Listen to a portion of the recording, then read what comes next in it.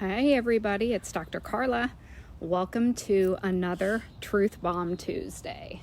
So, we're a little while into this shelter in place requirement, and I have to say, people are getting stressed. People are getting incredibly stressed.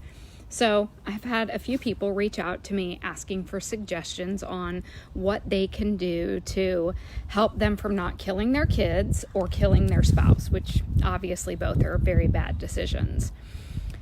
Let's start with this, okay? These are the people you're going to grow old with. So at some point, you do have to be able to get along with them, no questions asked. But a little too close for comfort, sometimes you're going to see that. And so what are you going to do when you find out that a little too much time with your spouse is really enough for you? And it's funny for me as we consider this, because really, honestly, this is what it's going to be like during retirement. And I'm thinking, I'm not sure I want to retire at this point. So I had somebody reach out and say, what do? I want to make sure that I'm in a great place with my partner, but at the same time, while we're spending all this time together, I'm finding it to be, everything they're saying is just literally grating on my nerves. How am I going to be able to get through? So for most people, your homes are big enough that you guys can go to separate places. I just want you to know I'm outside, so my dogs are playing behind me, very excited to be outside, because I felt it was so nice to get a break and be outside. But take a break from one another. I think so many people have the desire to want quality time together with their partner, but then when you get it, you're like, whew, man, this should be handled in doses, right? So those doses are great, but the problem is you've got to make sure that you're as good of a partner or as good of a friend or as good of a parent as you're expecting them to be to you. Give people their space. What's wrong with giving somebody their space? The other thing is, anybody who suggests that somehow all this one-on-one time with everybody is just a piece of cake, and I see all these people posting things like, oh my gosh, I love teachers. Well, you take for granted the people you don't know for certain in your life how much you need.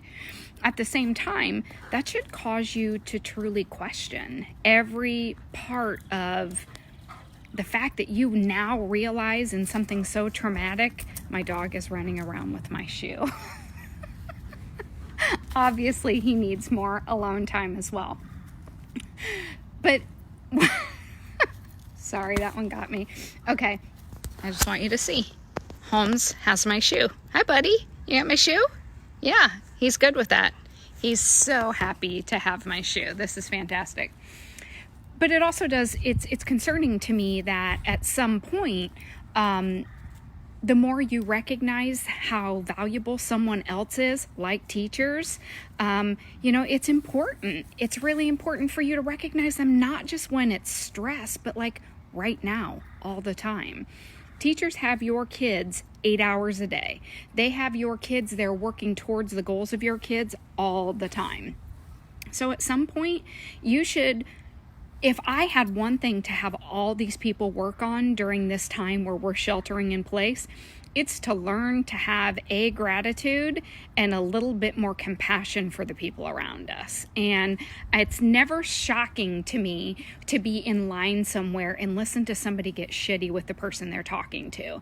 And I'm so disgusted by this, because you just realize, like, wait, hold on. You don't know what that person's going through. They don't know what you're going through. So at some point, what's wrong with all getting along?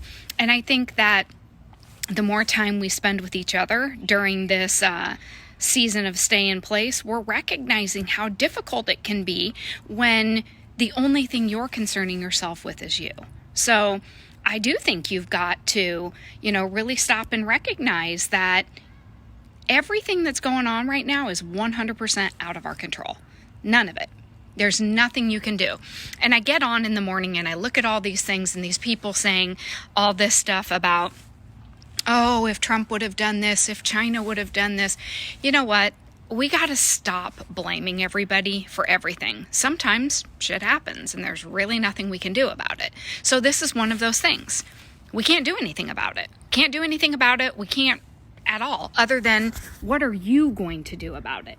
So oftentimes we're busy blaming others for what they coulda, shoulda, woulda done, when the reality is the only person you can control is you. And so recognizing that you have the ability to take care of you, to take care of the people around you, and only worry about your role. Literally, nobody's role but yours. So I want you to spend the next couple days thinking about what it would mean if sheltering in place wasn't what you got to do, but instead what you got to do was never get to spend time with the people you loved again. So the reality is there will be people who will have that experience. And what a terrible thing to have to endure. Terrible. So be grateful for the kids that are annoying you right now. Be grateful for the bosses who are giving you time at home. Be grateful for the employers. And for those that can't and you have to be there, be grateful that you have a job. And I know it's tough. But the other thing I want to say is, and Kathy Sumpner just really made me realize this. Be thankful for every healthcare worker that is out there today. Be thankful for every single person who is taking your temperature, who is making sure that everything is wiped down when you're there, when you leave, because at the end of the day, these people are putting themselves at risk for you. And it's not even necessarily that they want to. They kind of don't really have a choice. It's their job. Nobody told them they got to stay home and shelter in place. And it's really tough for a lot of people. So as much as you're praising the teachers and all those other people out there, I hope you're going to take a couple moments while you're busy loving your family for them being there with you. Take a minute to tell the healthcare workers how much they matter to you and what it is, how much you can be thankful for what they're doing for you.